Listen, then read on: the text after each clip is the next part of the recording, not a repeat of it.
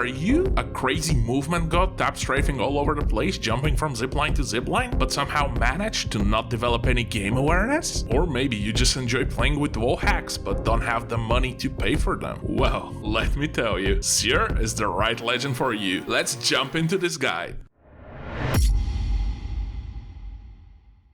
Let's start with Seer's tactical. It's called Focus of Attention. It creates a cylindrical area of effect in front of Seer. After 1.6 seconds, it will hit all enemies inside of the area. The cylinder is 75 meters long. That's about as long as the scans from Bloodhound. It has a diameter of 8 meters. The cooldown for this ability is 30 seconds. Focus of Attention will apply several effects to each target it hits. It will interrupt channeled actions such as revives or using a healing item. It applies a 1.25 second silence. This will prevent legend abilities from starting and stop those already in progress. Each affected enemy will be revealed. You also get to have a look at their health bars. And this scan will last for 8 whole seconds. What? This makes it the longest lasting scan in the game. Enemies will see micro drones detected on their screen. After the nerf, holding the tactical button down slows player movement by 15% and prevents the use of advanced movement techniques. It also activates Heart Seeker. There is a short delay before Seer's tactical is cast. In this time frame, enemies scan and will try to escape the area of effect. Try using this ability if you believe the enemy is low on health or shields. This will make it easier to decide whether to push or to hold back. In addition, it will reset their healing, giving you extra time to mount a successful push. As the meta evolves, people are getting better and better at avoiding this ability. I've been using it more and more to prevent people from healing or trying to get up knocked teammates, rather than explore their specific location at the beginning of a fight. One great example is to counter Gibraltar's bubble. Activate your tactical as his squad tries to heal or bring back a knocked teammate, and it's like the bubble never happened. Okay, that's cool. This is even more useful in arenas. Try not to waste it, as you will only be able to use it about once per fight. At the beginning, it will be much easier for the enemy team to rotate out and wait out your timer, while in the middle they don't really have a choice. Okay, let's have a look at the passive. It's called Heart Seeker. It will be active whenever you're aimed downside. With it, you will hear and visualize the heartbeats of enemies within a 75 meter radius. A circle will be displayed around your crosshairs while aiming downside. The color of the circle will differ depending on the distance and directions of an enemy within a 55-degree cone. When an enemy is within 75 meters, an orange arrow will display around the circle indicating their direction. When an enemy is within the area bounded by the circle, the whole reticle turns orange. When an enemy is in the range beyond 75 meters but still within the range of the ability, a much slighter blue signal will be displayed around the circle indicating their direction. If your enemies are at full health, you will hear their heartbeats once every 1.75 seconds. The lower their health, the faster the heartbeat. Shields are irrelevant to this ability. It is usable while unarmed. Holding the tactical button will also display the heartbeat sensor. You also get a readout for Pathfinder and Revenant. Don't ask me how it works.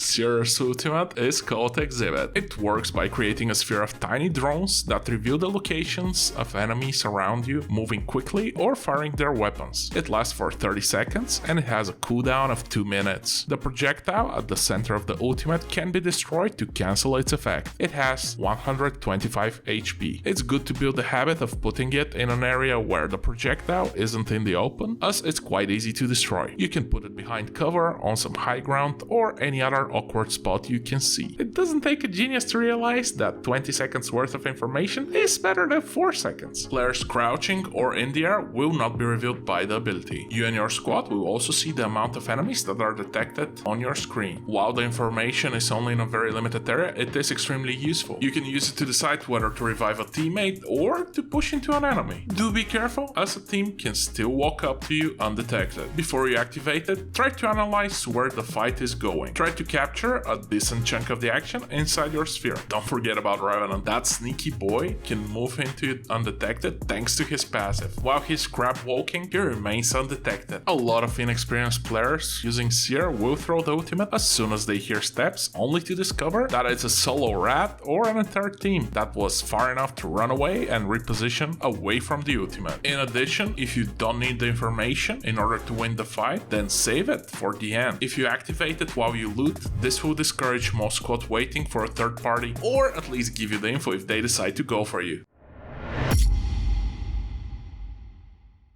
Seer's tactical and ultimate are quite noisy. If you have the element of surprise on your side and want to keep it that way, only use them once the bullets start flying. Seer is definitely similar to Bloodhound and Crypto. The fact that you lack any mobility means that you have to be a lot more careful about your position. Don't rush into fights you can't easily escape from. Try to be the last one from your squad to enter every engagement. Try to use your passive to find the best locations to use your tactical and ultimate. Always look for locations where there's already a fight going on. The fact that you get to see the enemy health bars is huge. It puts Seer well ahead of Bloodhound and Crypto. This will make it much easier to make the right call with your squad and only push when you have the advantage. The best way to counter a Seer ultimate is with another Seer ultimate. If you get into a fight with multiple squads, don't overthink popping your ultimate. Do your best to be the last Seer to drop it, as this will give you a little bit of an edge towards the end of a fight. If you survive that long, of course. I almost forgot